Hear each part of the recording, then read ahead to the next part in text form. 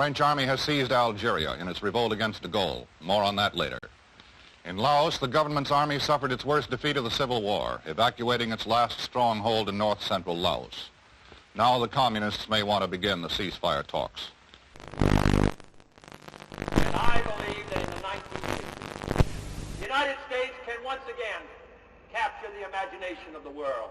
Chicago, the Windy City, is both windy and snowy in the wake of a storm which leaves more than half a foot. Temperatures drop to 0 during the storm.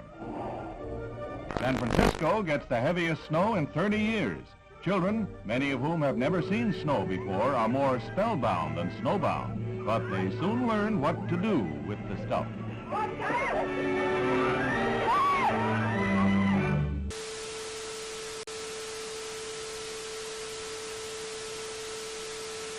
I, John Fitzgerald Kennedy, do solemnly swear that you will faithfully execute the office of President of the United States. that I will faithfully execute the office of President of the United States And will, to the best of your ability, and will, to the best of my ability, preserve, protect, and defend the Constitution of the United States. preserve, protect, and defend the Constitution of the United States.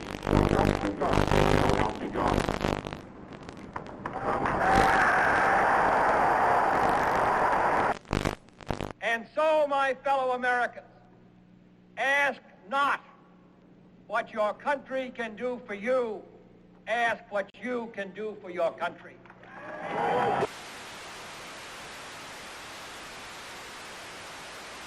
British Prime Minister Harold Macmillan arrives in Key West, Florida for a conference with the President on the explosive crisis in Laos. They jointly declare determination to prevent the Southeast Asian kingdom from being taken over by communist-supported rebels. Also discussed is Britain's ceasefire proposal to Moscow. Miko, is the Soviet Union willing to agree to a ceasefire in Laos? We touched in conversation this subject. I have nothing to say publicly at this moment. The look for 61 will recall the Jazz Age, and where Paris leads, the rest of the fashion world is likely to follow. Here was a new symbol of communist ruthlessness. Overnight, East Berlin became a concentration camp, sealing in the inhabitants of that sector. Barbed wire and cement were the answers to the refugee problem. Khrushchev repeats his threat to sign a separate peace treaty with East Germany, which he claims, wrongly, rights in Berlin. Served with an order by East German authorities that all U.S. personnel must show identification before entering that section of Berlin, American troops answer with the only language the Reds seem to understand, a show of arms.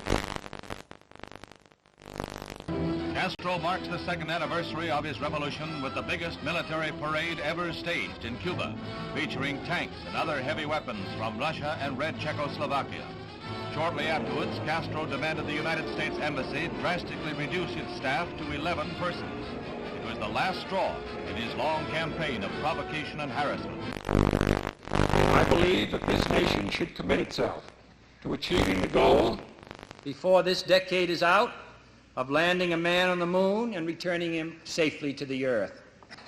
No single space project in this period will be more impressive to mankind or more important for the long-range exploration of space, and none will be so difficult or expensive to accomplish. The assault has begun on the dictatorship of Fidel Castro. Cuban army pilots opened the first phase of organized revolt with bombing raids on 3 military bases. In Havana, Acting Foreign Minister Olivares shows diplomats rockets fired from the Cuban raiders, which he claims have U.S. markings. These charges are totally false, and I deny them categorically. The United States has committed no aggression against Cuba, and no offensive has been launched from Florida or from any other part of the United States.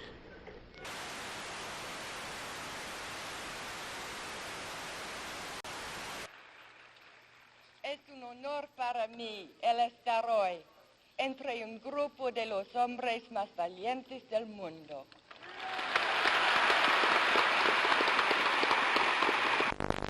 Castro gloated over his victory and told the world that Cuba was now a socialist nation and would hold no more elections. The next day, the United States officially proclaimed Cuba to be a communist satellite state. Man had his first great success in space when the Russians pushed a man across the threshold. He was Yuri Gagarin, the astronaut the Russians lionized as the first to orbit the Earth. It was the propaganda coup of the year. Today, this Redstone Mercury is the center of world attention as Lieutenant Commander Shepard walks to the elevator that will carry him 65 feet aloft to the capsule. It's 6:20 a.m., a moment of history. 3, 2, 1, 0.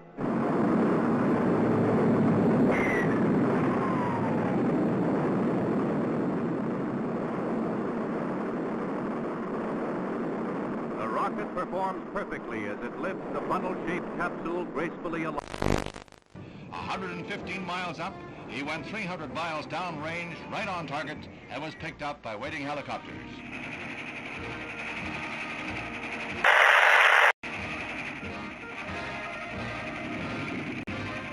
The triumph of Alan B. Shepard, U.S. space pioneer.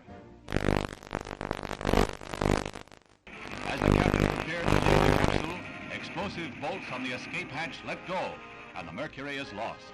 However, the moon gets closer.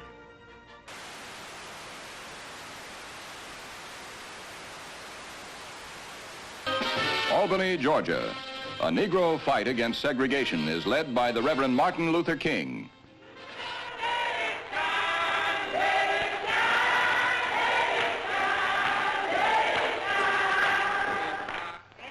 And if necessary, we must be willing to fill up the jails all over the state of Georgia.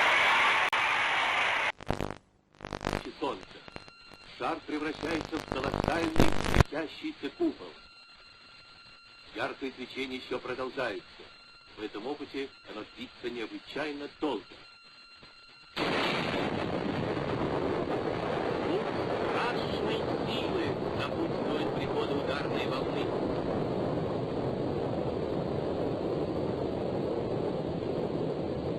Just why the Soviet Union would wish to detonate a 50 megaton explosion, something about which we can all speculate. At Oxford, integration at the University of Mississippi becomes a one-man crusade. When Air Force veteran James Meredith tries to register, the police lines are drawn, U.S. Marshals blocked. When university officials are cited for contempt of federal court, Governor Ross Barnett Negro applicant. Meredith goes away, and the federal government ponders its next move. The force is increased tenfold and more. It is not enough to avert a night of rioting, leaving 2 dead and the campus the shambles of a battlefield.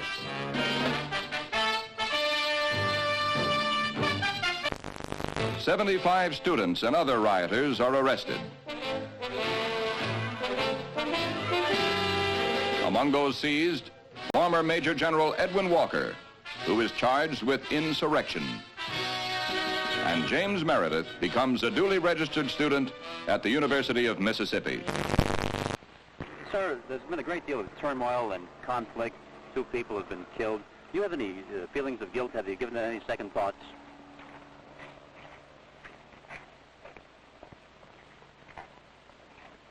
I'm very sorry that anyone had to get hurt or killed.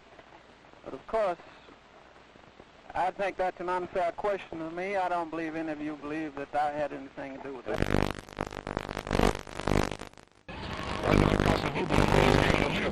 On his return from a conference of Congolese leaders in Madagascar, at which it was agreed to convert the republic into a loose confederation. The streets are jammed for a parade in celebration of the decision.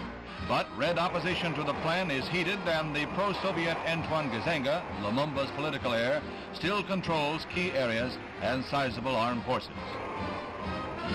The Congo's problems are far from over. Vienna was a neutral arena for a sparring match between 2 worlds. The men who hold the power to write tomorrow's history met, smiled, and resolved no problems. The dictator and the President, the East and the West. St. James Church in the Hudson River hamlet of Hyde Park is the scene of last rites for the First Lady of the World, Eleanor Roosevelt. President Kennedy heads the list of distinguished world leaders who pay last tribute to the extraordinary and beloved woman who is remembered as a humanitarian and one who loved her fellow man. There is no strife, no prejudice, no national conflict in outer space as yet. Its hazards are hostile to us all. Its conquest deserves the best of all mankind, and its opportunity for peaceful cooperation may never come again. But why, some say, the moon? Why choose this as our goal? And they may well ask, why climb the highest mountain? Why, 35 years ago, fly the Atlantic? Why does Rice play Texas? We choose to go to the moon. We choose to go to the moon.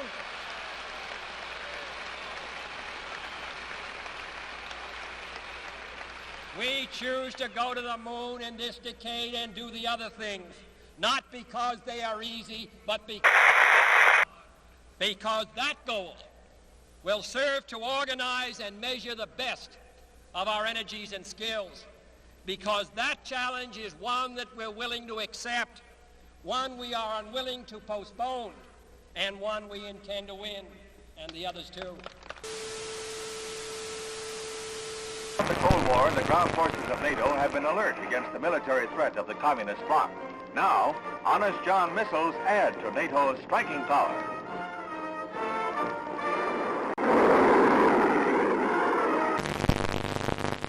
President Kennedy begins a tour of 4 space installations at Huntsville, Alabama, where he is greeted by Dr. Werner von Braun, space pioneer and director of this research and development center.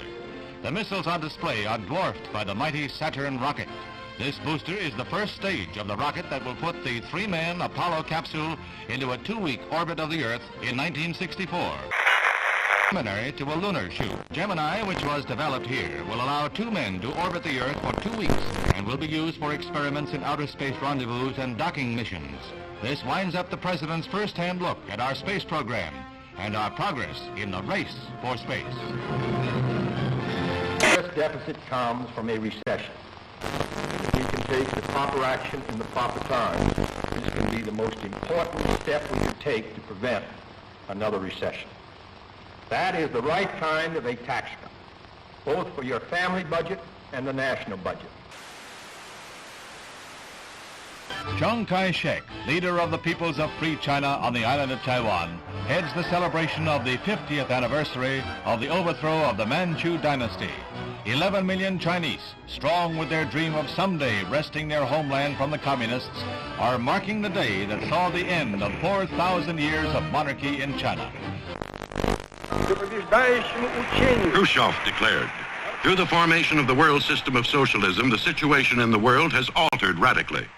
At present, it is not circles whom. On December 2nd, 1961, Castro reveals, I am a Marxist-Leninist and will be one until the day I die. Socialism is a world reality today. There is no halfway between socialism and imperialism. This government, as promised, has maintained the closest surveillance of the Soviet military buildup on the island of Cuba. To halt this offensive buildup, a strict quarantine on all offensive military equipment under shipment to Cuba is being initiated. All ships of any kind bound for Cuba, from whatever nation or port, where they're found to contain cargoes of offensive weapons, be turned back. It shall be the policy of this nation to regard any nuclear missile launched from Cuba against any nation in the Western Hemisphere as an attack by the Soviet Union on the United States, requiring a full retaliatory response upon the Soviet Union.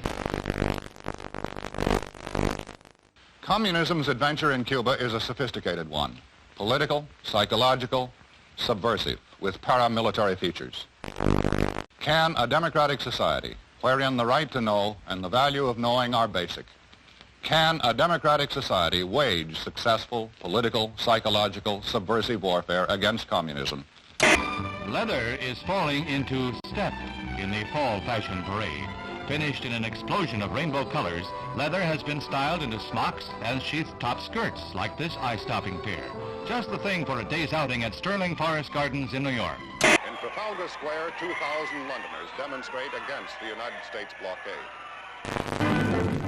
Fidel Castro whips up a furor in Cuba, charging the United States with arming and training mercenary forces for an imminent invasion. He calls out some 200,000 militiamen for training and guard duty at key points throughout Havana.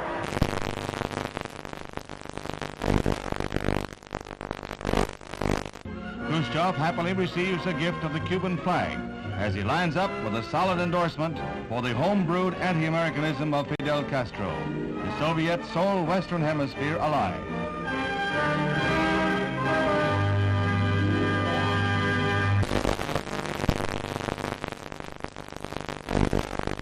As he arrives back in Washington, the president hears more bad news. China has just invaded India. Is this part of a two-pronged communist assault? Now the president must weigh all the factors one final time, then make his decision, knowing that whatever he does, he risks nuclear war.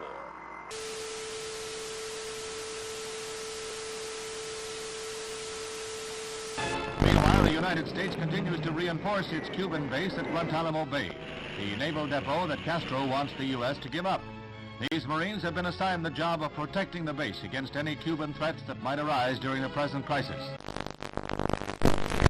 Mr. President, I am submitting today a resolution to the Security Council designed to find a way out of this calamitous situation.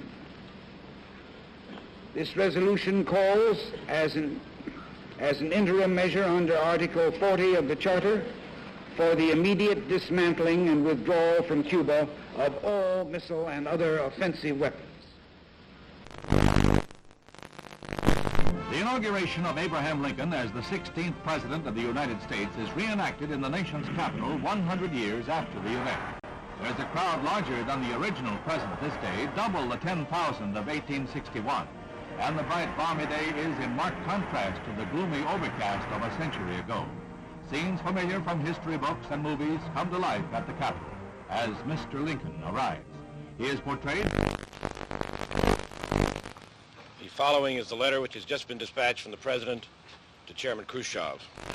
I think that you and I, with our heavy responsibilities for the maintenance of peace, were aware that developments were approaching a point where events could have become unmanageable. So I welcome this message and consider it an important contribution to peace. It urgently recommends that the United States and the Soviet Union confer promptly on measures to remove the existing threat to the security of the Western Hemisphere and the peace of the world, and to report thereon to the Security Council. Earlier today, Secretary of Defense Robert McNamara announced that yesterday's photographic surveillance of Cuba indicated that the bases were being dismantled. But with increased United States aid and instruction, Vietnam soldiers learned to fight back against the communist Viet Cong. Helicopters become a crucial weapon against guerrillas who strike, then disappear will-o'-the-wisp in marshes. Southeast Asia and Berlin are not the only hazard areas in the orchestrated struggle of the Cold War. There is Cuba, from which Bay of Pigs invaders hobble back when their ransom is paid. The President visits the big missile center at Vandenberg Air Force Base. He becomes the nation's first president to see an intercontinental ballistic missile fired when an Atlas D blasts off its pad to roar down the Pacific Missile Range in a perfect launch.